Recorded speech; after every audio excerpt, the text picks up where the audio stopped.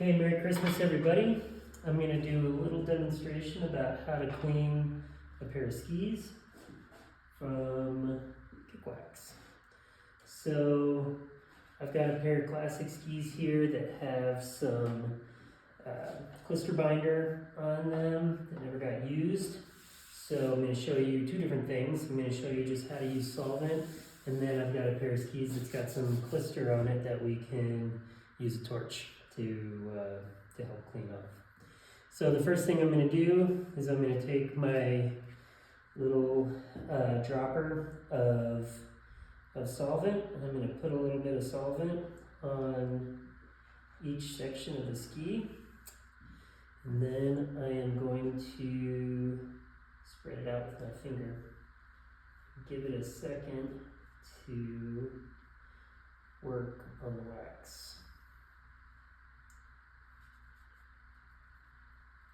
Now, mostly we're using this citrus-based solvent, D-limonene, and it can be a little oily and leave a little bit of a residue, which isn't too bad. You often can do a good job wiping that off with a paper towel, but if you are having trouble getting wax to stick, or you're feeling like you want to get it a little cleaner, then you can use a little denatured alcohol to just scrub it up after you're done.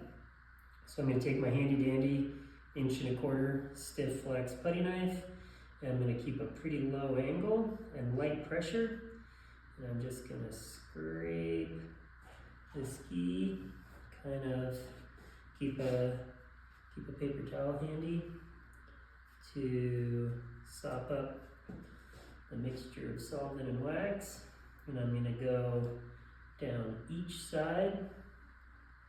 It's nice to, the narrow knife is nice because it allows you to just focus on one side at a time. And then I wipe up the rest with a paper towel. Now, sometimes people will use the Swix Fiberline, which doesn't leave any fibers, but in the kick zone, I don't think that really matters. I just like these blue paper towels because they're a little more durable than the normal paper towels, but normal paper towels work just fine. Now sometimes when there's a lot of wax, or it's pretty dirty, or there's been a buildup, one application isn't quite going to get all the wax, and then you need to do it again. Just put the wax on there again, let it soak, peel it up with the putty knife, and then wipe it down. You can get in the groove or not. And so there's a little junk in the groove, that's not going to kill you.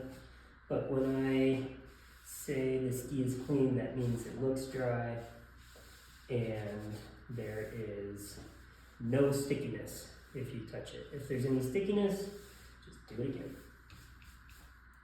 You can see I've got my glide zones protected with blue tape. That just helps to keep the solvent off of the glide zones, because the solvent is going to take out the glide wax as well, which we want to minimize as much as we can. So now these are dry. They're not sticky. There might be a touch of an oily residue, so I just use a little bit of denatured alcohol and clean them up, and away you go. That's kind of an extra credit step, but it can be nice. Now that's ready for a new application of kick wax. So next I will use a torch to scrape up some wax. Sometimes when the wax is super gloppy, you can use a lot of solvent trying to get through it. So a judicious application of heat can help speed things up. Or sometimes if the wax is soft enough, you can just scrape up a bunch without doing anything to it ahead of time. propane torch. The kick zones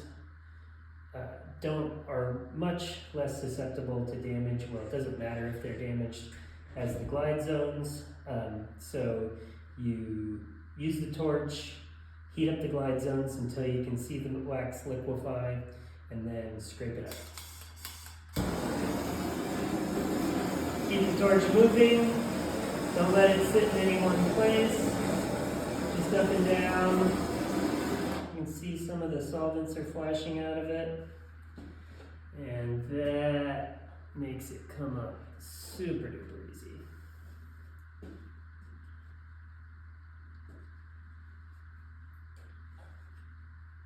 I could even get it a little bit hotter.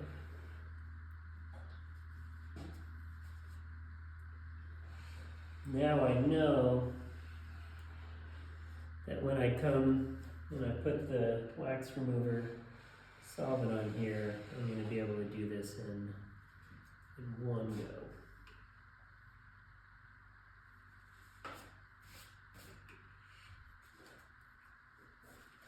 I'm going to do it again on the second ski. I'm going to give it a little more heat this time just because the wax was kind of cooling as I was scraping it off.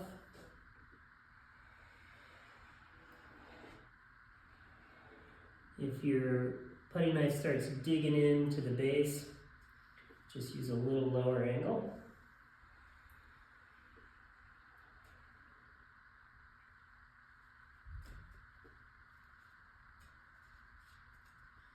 And then if you're ever finding that the citrus spirit or the citrus solvent isn't doing the trick, you can always go to paint thinner, mineral spirits.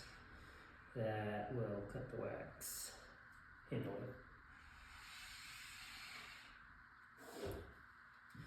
Okay, go through lots of paper towels unless you want to get everything sticky.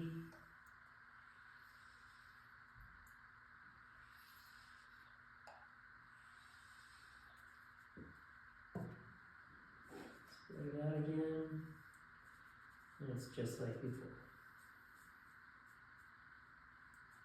Now, sometimes in order to finish the preparation of your kick zone, you will want to rough up the base a bit to give a little more surface area for the wax to grip onto.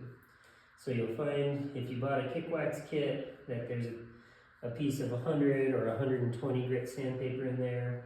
You can just fold it up and use your fingers, or you can wrap it around a cork and you can rough up the base. And some people just like to rough up the base going front to back. Some people like to go side to side. Some people like to cross hatch it in a diagonal fashion.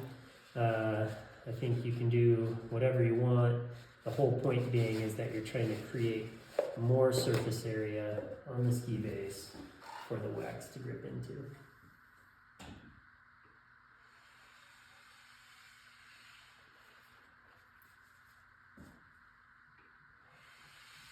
So even with the nastiest, ugliest clister job, where the pine needles and the pine cones and the leaves are stuck into your kick zone, if you have some solvent, some heat, and a lot of paper towels, and preferably a warm, dry place to work, you can make short work of it and bring us a nice clean ski to wax for the next time.